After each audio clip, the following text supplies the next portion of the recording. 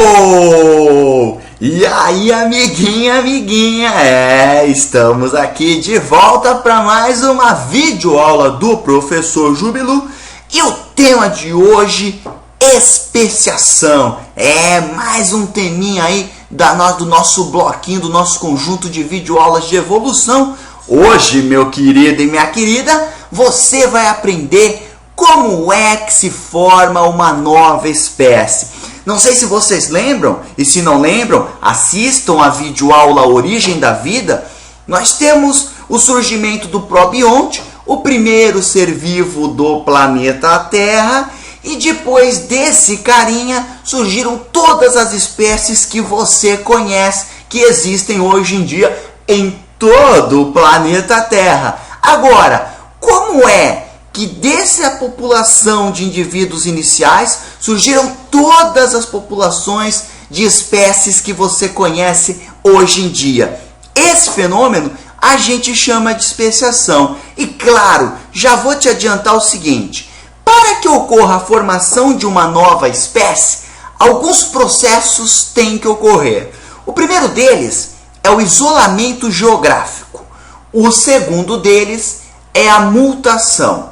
O terceiro deles é a seleção natural, atuando em cima das mutações que estão surgindo nas populações.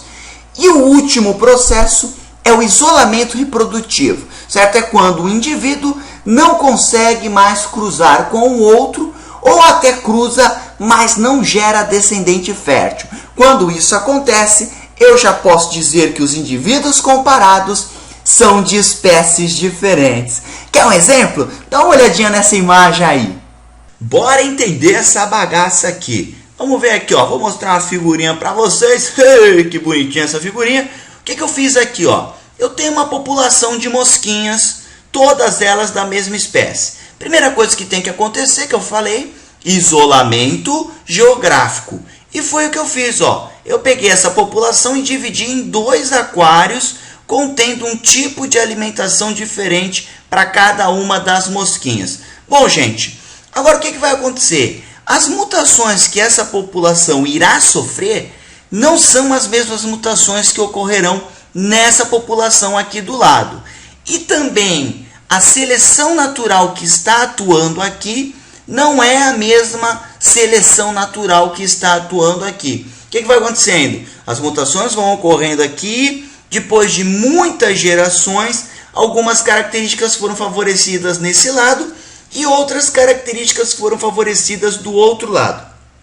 Se eu quero saber se esses indivíduos já são de espécies diferentes, eu vou ver se eles sofreram o último processo de especiação, que é o isolamento reprodutivo. Quando eu junto de novo as populações, reparem que as amarelas só estão cruzando com as amarelas, e que as laranjinhas só estão cruzando com as laranjinhas. Então elas já estão reprodutivamente isoladas e eu já posso dizer que nós temos duas novas espécies aqui. Olha só que figura linda, hein? Você numa ilha deserta. Bom, gente, nessa ilha deserta, numa das ilhas, as moscas estão acostumadas a fazer, elas têm um comportamento de fazer amor nas bananas, e na outra ilha elas têm o comportamento de fazer amor em cima de um mamãozinho. Bom, quando eu junto de novo essas duas populações, elas continuam fazendo amor, uma no mamão e a outra espécie continua na banana. Isso é um isolamento reprodutivo e eu posso sim dizer que essas duas populações de moscas pertencem a espécies diferentes. Que fácil, hein? Pode cair na prova que você tá lá, ó. Gabarito Joe total, meu amiguinho e minha amiguinha. Agora, queria contar um caos para vocês, para dar uma ilustrada nessa aula, para você entender melhor o processo pedagógico que está ocorrendo nesse momento, neste lugar chamado Planeta Terra, entre eu e você, ou vocês. Seguinte, não sei se vocês conhecem a jararaca, né? A Bótopo jararaca. E nós temos uma outra espécie de jararaca, que é a jararaca ilhoa, que a gente chama de Bótopos insulares. Bom, a história dessas duas bichinhas é muito bacana e ilustra muito bem como ocorre o processo de especiação. Bom, o ancestral dessas duas cobras vivia no Brasil, no continente brasileiro, aqui numa boa, curtindo, tomando aguinha de coco, sossegadaço. E o que aconteceu? Isso milhões de anos atrás, não hoje, não yesterday, não semana passada, milhões de anos atrás. Então olha o que aconteceu. Esse ancestral das jararacas, dessas duas jararacas, vivia no continente. Houve um terremoto no Brasil e uma parte se deslocou, uma porção de terra se deslocou do continente brasileiro e se transformou numa ilha, levando um conjunto dessa população de ancestrais dessas jararacas junto. Então uma parte da população ficou no continente e uma parte foi para a ilha. Isolamento geográfico. Beleza. Essas duas populações elas foram sofrendo mutações distintas. Na ilha aconteceram algumas mutações diferentes das mutações que ocorreram nas cobras que ficaram no continente. Sabe o que aconteceu? Veio o processo de seleção natural em cima das duas populações. E aí que é bacana, porque assim, ó, a Botrytis insularis, ela é uma das serpentes que tem o veneno mais potente do mundo.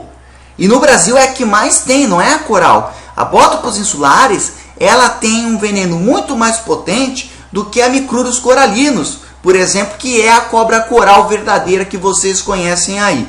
Agora, como que duas cobras, jararaca e jararaca-ilhoa, surgiram do mesmo ancestral, puderam desenvolver venenos com toxicidade diferente? Porque o veneno da jararaca do continente é um veneno forte, mas não é tão potente igual o da jararaca-ilhoa, que vive numa ilha chamada Ilha da Queimada Grande, que fica no litoral de São Paulo. Só para ter uma ideia, essa ilha é extremamente pequena.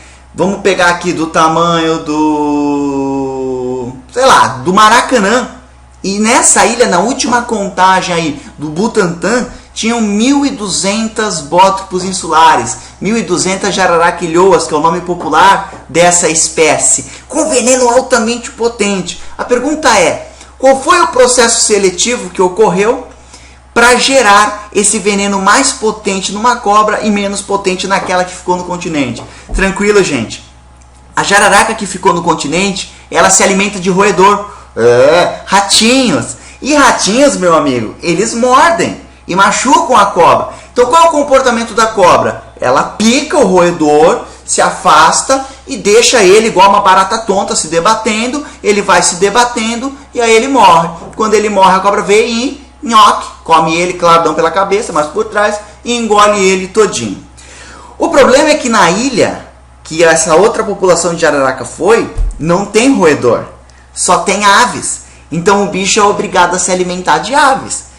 Quem tinha na época um veneno fraco, um veneno que não era potente, picava o passarinho voava e ia morrer quilômetros de distância da cobra. Então ela picava, ai peraí, o passarinho voa passarinho e morre, mas morre longe da cobra e a cobra não comia.